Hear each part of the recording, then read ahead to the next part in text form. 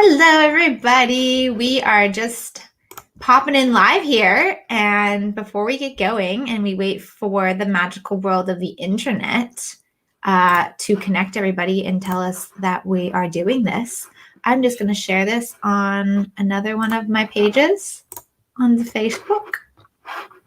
And those who are watching on YouTube, awesome. And those who are catching the replay on Instagram, cool. My name is Akeisha. I'm the creator of Resilient Dancer. I'm also a stretch therapist. And today I have a lovely guest, Kyra Newton from my SFU days back in in my guest seat today. Kyra, do you want to say hi? Hi. Happy to be here. Yay. I'm so glad Kyra came on because she has a unique journey and how we both were going down the same path, and then we both went like this, and then magically we're like sitting virtually together in the same space and time, which is awesome. Before we go and dive in, I just want to give everybody a quick reminder of my 32 for 32 campaign that is currently happening. It ends on April 26th when I turn 32. My goal is to have $3,200 in contributions to put towards the Rachel Ricketts scholarships for Femme BIPOC women for their healing process, and also BC's a local Ravens Trust organization, which provides legal services for Indigenous land rights and other things. You can do many, many things to participate in the 32 for 32 campaign, including purchasing 3 of my workouts and a bunch of my Stretch by Akeisha products and resources, or contribute directly by a donation, and more information on my website. So please head over there if you're interested and contribute to the 32 for 32 campaign. Okay, that's all out of the way. Let's get to this interview with Kyra. Kyra, can you please introduce everybody to yourself? Because like I said, I went to grab some notes because I don't know you since university. And so I was like, okay, what has she been up to? I'm digging through your Instagram. I'm like, wait, she changed her Instagram. She deleted stuff from a year ago. So I couldn't do a deep dive on you. And so I don't have some notes. So please take this opportunity and let us know who you are and what you're getting up to these days. Great. Yeah, I love it. I love that. I'm like a magician. Yes, love it. Hidden from the interweb. So after graduating from SFU, I stepped into a dance company and found myself working as a support worker for people with developmental and physical disabilities. And so that was a lot of my heartfelt work. And I started finding ways of integrating dance into spaces for people with different disabilities and needs through workshops and that kind of thing, which fast forward, I ended up becoming the artistic director of Momo Movement, which is a dance company for people with disabilities. They're now integrated into the National Access Art Center. So a lot of my work recently has been focused within disability advocacy and creating spaces for different minds and different bodies. And then fast forward a little bit from there, at the beginning of the pandemic, started a digital dance company to break down barriers to create accessible classes for people. And so that's where I'm at now. And then also journeying through offering ecstatic dance, reflective dance sessions for all people, and coaching as well. One of the things I'm really passionate about, and I think that SFU really nurtured in me, is using dance as a tool for self-discovery and also healing and developing, and just showing up and creating the life that we desire. And yeah, it's as if everything up until now has supported me to be there. So that's a rundown. That's so awesome. I just want to ask you quickly if you've reached out to Megan Walker-Straight, because Megan Walker-Straight worked with movement. She has her master's, I think, in movement therapy. Oh. Did you know that? No, you didn't know that. No, I didn't even know that. pretty sure she either has her degree or her master's in movement therapy, and she worked with kids that struggled a lot, and it was a lot for her. And so she doesn't do that anymore. But when you said you were working with kids, I think one time you told me you're working with kids with hearing disabilities. Mm-hmm. Yeah. Deaf community. I just like connected Megan. I was like, I wonder, because like, SFU had this weird way of cultivating individuals to create work that they wanted to. And it's interesting to see how alumni have done that in various ways, and sometimes not linked to the concert art, like the performance side of things, but how they've really developed. I don't even think they realize like where their alumni take the lessons that we've learned out into the world, which is pretty cool. Yeah, I always, when I'm asked about my experience at SFU, I always share that I feel like they create dance artists. Like they don't create dancing machines, or like we come out as these full dance artists with multiple skills and interests and networks. So that, I think, like props to SFU for supporting us in that way. I think it's really beautiful to honor.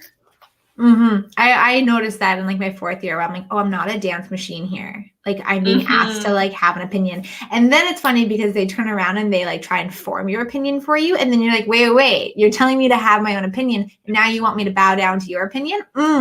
No. I was like, I am not going to take that suggestion. That does not fit into my vision of what I'm doing. After you told me to, what's your choice? What's your opinion? What do you want to take? Then they try and be like, oh, that's outside of our box. Yeah. I've had to reconcile that one a couple times, obviously. Right. Yeah. That's good. That's cool. So I'm curious to know why, like, what may be missing that has kind of pulled you to work with what you call like all demographics, all bodies. Like, where do you feel like that gets cut off? And that's where then you stepped in. Yeah, definitely in like most platforms and facilities. So I would say dance studios, community centers, universities, conservatories, most of them are behind in terms of acknowledging diverse learning needs, diverse body types and disabilities. Like there are so many invisible disabilities that people are unaware of. And so for myself, like I've been navigating chronic pain, chronic fatigue, chronic illness for a handful of years. And like already those things that maybe are not seen on the outside shift how I show up in a dance environment and what I need. And I think that it's really important to have as dance teachers now, or mentors, or whatever we're pursuing, to have that awareness and start bringing it into those environments at a younger age, so that students are aware that they have different learning needs and that they have different bodies, and that the person beside them is going to show up differently in movement and need different things, to start to break away from this paradigm of like one way of moving and one way of having a class and expectation. So I think like ultimately it comes down to breaking down the pedagogy and the paradigm that we have based dance around. Do you find that there's a place for movement and there's a place for, I always battle with this one, and I don't know my own answer right now, but there's a place for like movement to happen, and movement to be learned, and movement to be celebrated, and movement to be taught. And then there's like another place for movement to become more technical, a bit more pedagogy, if you will.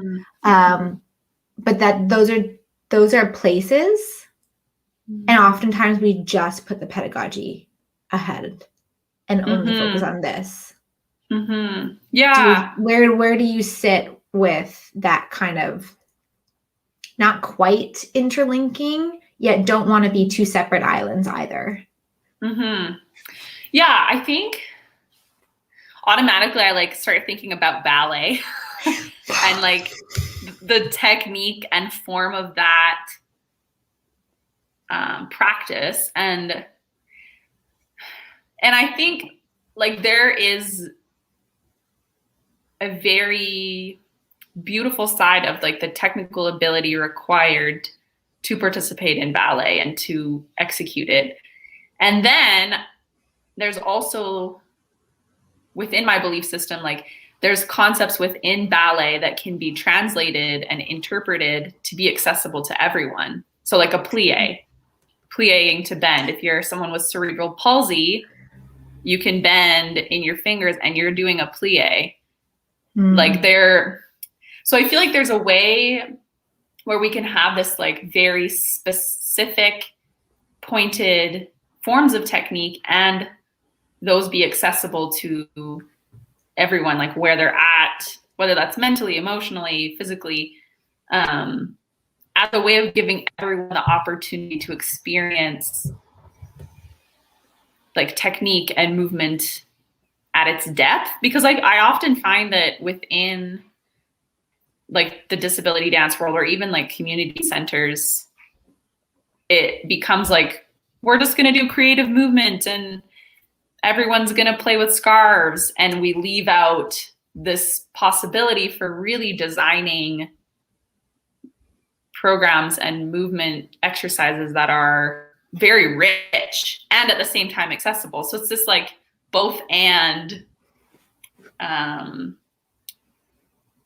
amalgamation, I would say, between like the pedagogy and then the accessibility or the technique and then diversity. I feel like I delegated a little bit, like or deviated. Okay. It was an open question kind of concept. But it was, basically like you can take the richness, the knowledge, the information, the technical aspects, and you can take it off its pedestal and distribute that. Because again, and I mean, I think it's one reason why I like deter from sometimes the creative dance aspects is that it's often looked at as just me or just the kids or whatever, the participants going around the room with like scarves and like not really understanding that there's like spatial awareness exercises that are going on. There's like, how do you deal with like weight placement and how do you understand that the movement's coming from inside out? You can turn up a performance level, but you can turn down the expression outward. You can, you know, there's so many layers inside of movement and textures that often only get applied in a sense of like a serious dance class. Right. But these can be also applied to anyone and everyone who like feels like they're ready for that next thing. Totally. Yeah, that makes me think about Gaga, like Gaga for people, because I know they've separated it into Gaga for dancers and Gaga for people, which is hilarious because just I've taken both. I've taken both though, and there is a difference. There is a difference. Oh, yeah. The verbiage is funny though. It's like dancers versus people, but like I'm a person. I think it stems from like I often still think that like I'm not a normal person. Right. Like even my physiotherapist, he was like, okay, tell me when you feel a pull. Like he's like moving my leg. Right. And I'm like, no, there. And it, like my foot's like right here. Yeah, like right here. I'm like, not the average person. Yeah. That's when I feel the pull. Yeah. He's like, really? I'm like, yeah. He's like, not anytime before that? I'm like, no. Like, yeah. Anyways, I think that's where that comes from, is that we have this weird like glass like veil or like sheer veil that we like step out of being a normal person, and then we're a normal person, then we're not a normal person, then we're a normal person. It's like peekaboo. Yeah. Peekaboo. Totally. Yeah. I had another question so funny. for you. I was just gonna no, say, you continue. So funny because like there's so much, obviously in Gaga, both classes, there's so much richness and like space to explore within the body. But yeah, I was gonna reference that methodology because the like high caliber concepts of what is taught in Gaga Method is accessible to all people, and in a way that's like, I really deeply value it because it's offered in a way that is getting people to move and explore their bodies in an innovative way. And I think that is like, that's what inspires me in my practice, especially working with people with different disabilities, different bodies, different ways of thinking, is that because we haven't opened up that space to its full capacity, there's so much opportunity to look at movement from a different perspective and a different lens. And then like, how do we bring that into the technique? How do we bring movement from a disabled body to a non-disabled body? And like, what is that translation like? And how does that really enhance the dance performer, the dance choreography, to look at things in that new way? That was another tangent. I do. I just to like piggyback off the Gaga thing and the Gaga Method is that, I mean, I took the workshop. I took the workshop with them in the wintertime, like over Christmas break, and it was really interesting. We were there. Oh yeah, together. That was so weird. There's like 300 people on those dance calls, and to see somebody that you knew, that was like really weird. But there were so many people on the screen. Yeah. That was interesting. I remember that. But what I like about it, and this is something that I try and like when I'm working with a body one-on-one and just like my stretch practice, or even in class when I'm dealing with like, you know, the students that I have, is they don't go into the conversation of movement with any barriers up already. Mm-hmm. And they almost don't allow you to make justifications of why you can't do something. They're like immediately like, smile, move your body, be happy with your body, like feel like how it bends and folds, and get faster and get playful. Like and if someone's like not doing it, they're like, well, do something. Like to them, there's like no like reason why anybody can't do anything. It's like, you can do it even if it's just in your head. Yeah. Like, so I really appreciated hearing that. That kind of like delivery of, you know, just keep moving, just keep doing something. You know, put it in your hands, put it in your feet, put it in your eyes. Like, it's the same concept, no matter what you're doing, kind of thing. And that kind of brings me to like my next question is, what are some of the things that you have found working with the demographics of people that you have been working with recently that's really kind of, I wouldn't say like solidify what you're doing, but like really shown you the magic in what you're doing? Yeah, that's fun. That's a good question. I think, because I ask myself this a lot actually, and it always comes back to expression and then acceptance. So acceptance of the body you're in, acceptance of how you feel right now, acceptance of like everything, which I think really has anchored my practice, and then the workshops and classes and coaching that I offer, is that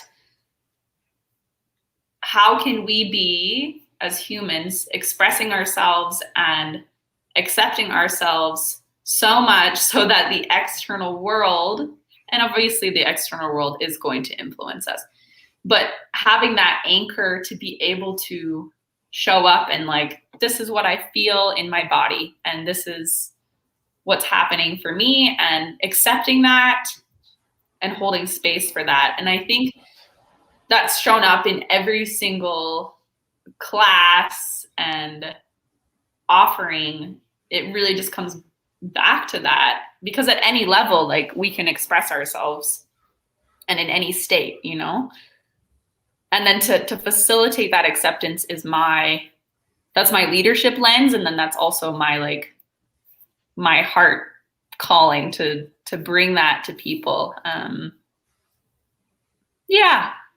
Do you have a memorable moment to where somebody might have gone through your class or your workshop that for the first time, or maybe on a different level, found the acceptance and then freedom in their body because of that acceptance? Is there something that stands out for you? Yeah, I can think of like just this month. So like, I'm like, oh, that person who like cried and had like a deep awakening of like, oh my gosh, I'm feeling, and like, it's okay. I would say that's, like a regular occurrence for me in the spaces I create. Probably one of the like closest memory I can think of is a workshop I just taught, and the students who participated were very engaged, and I received an email the day after being like, wow, we've never had this group engage at the level that they were. And and I like, part of me is like, okay, that has to do with how I'm setting it up, and it also is the power of movement and movement expression. And when we give ourselves access to that, it's like, holy, like, we can shift so much. We can embrace so much of ourselves. So that memory is probably like the most like, oh yeah, that was great. Like, yeah. It's like those moments I get when I stretch someone who goes, oh, it doesn't have to be painful. Like those moments when I have a client that goes, oh, that wasn't painful. I'm like, yeah, like more. I'm like, yeah, more of that. And they experience movement in their body for the first time without tension or gripping or that like stinging pain that they get. Like, to see them experience that for maybe like the first time in years is just, anytime that moment happens, I'm like, there's the magic. Yeah. There it is. Yes. Be free. Go more.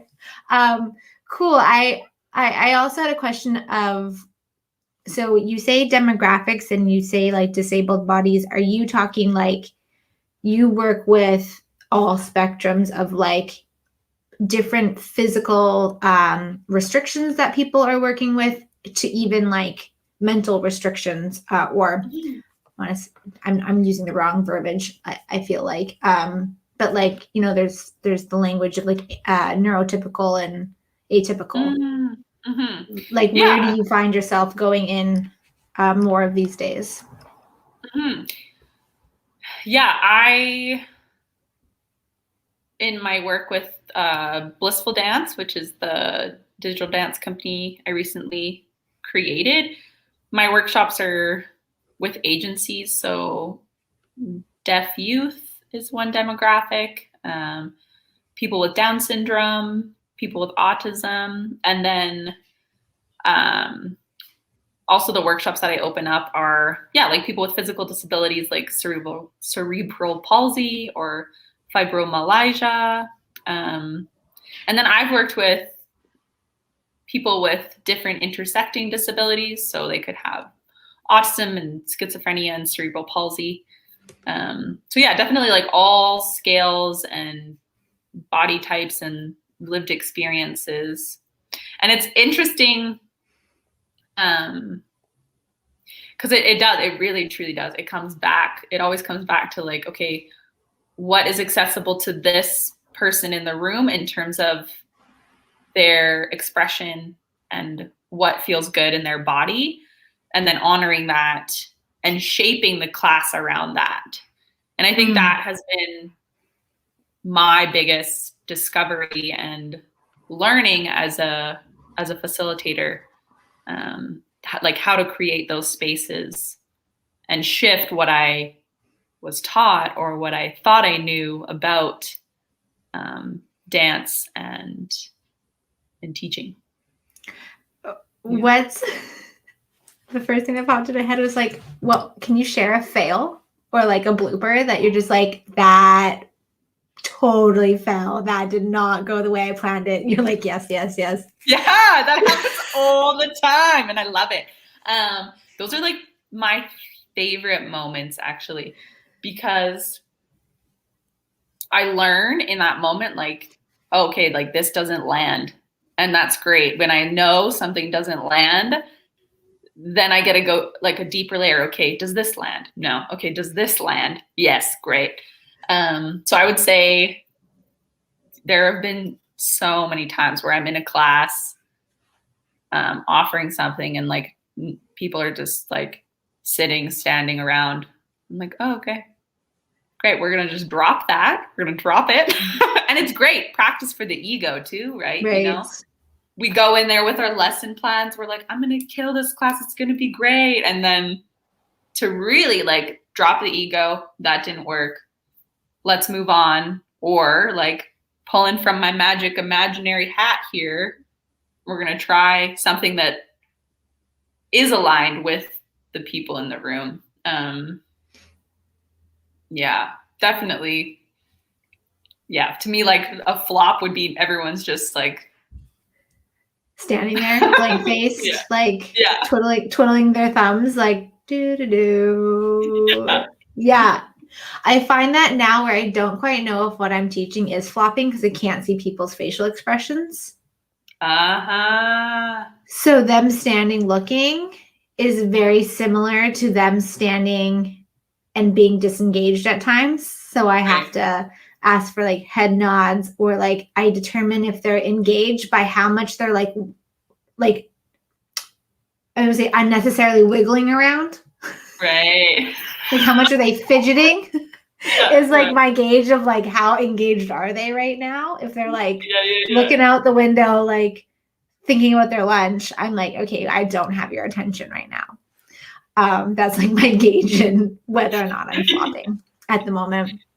Yeah. That's so awesome. I love using the sparkly, like everybody got it, like I got it. Is that a sign for something? No, just sparkly. That's just you. That's just you. Yep. It reminds me of Graham Sparkles when you do the jump Tom LeVay's and you have the arms come from the shoulders out. Yep. Oh, such great times. Good times. That's really, I mean, I haven't come across anybody who's really, I mean, I think there's a lot of people in your space.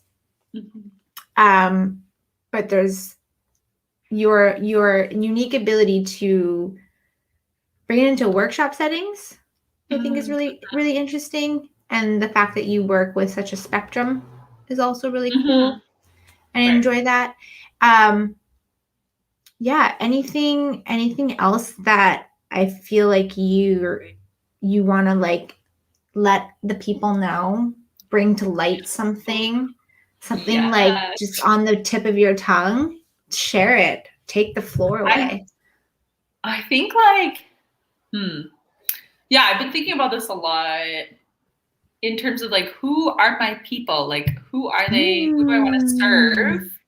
And great question. I've come to realize, one, it's like anyone that feels called to be there.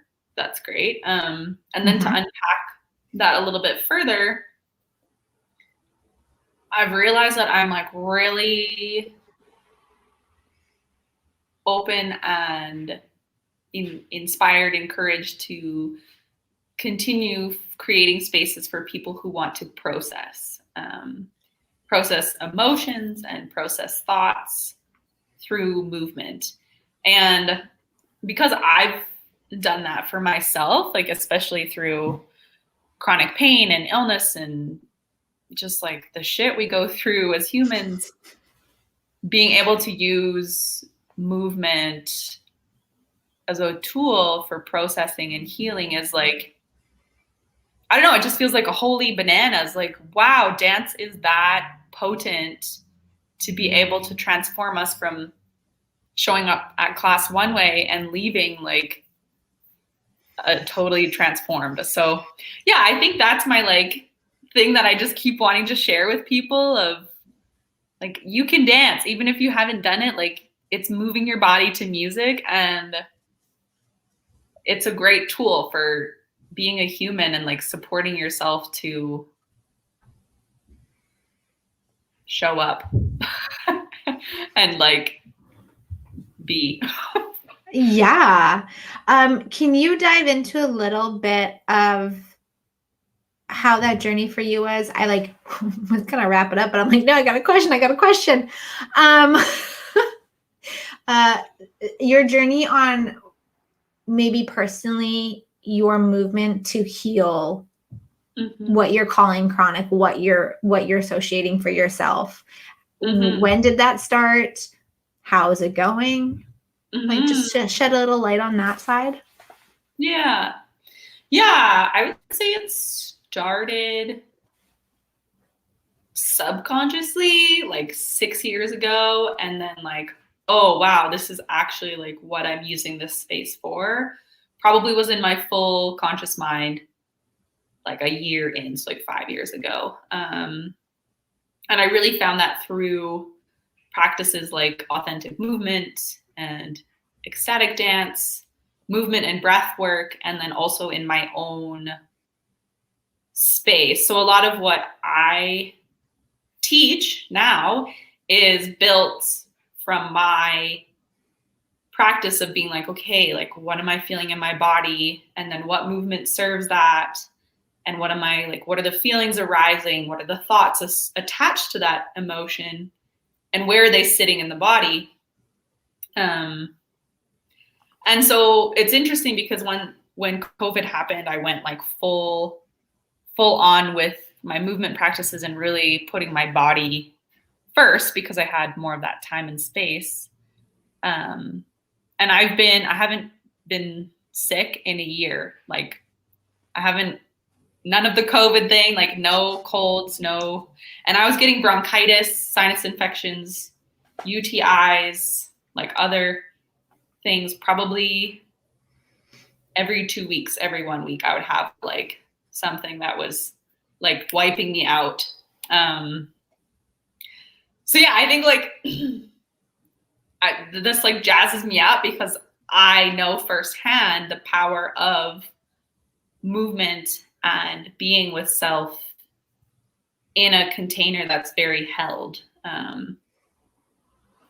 Yeah, and I think like it's funny because it's like not known to people yet. I feel like people are still like catching on to this of like, yeah, they're like the body speaks truth. And when we pay attention to it, we heal. There are pockets of population that are quite large that have known this for a long time that are like, yeah, I know you girl preaching to the choir. And then there's those pockets that require the science to get on fucking board with what's already been known for centuries. And we're just bringing it back to the people. We're just bringing it back. Like, yes, I will always credit, like, I don't know Eastern Chinese medicine by any means, but I know that what I know now directly stems from those teachings, those lessons, those discoveries, that knowing that they had. And do I use all of it? No. Do I mix and match things? Yes.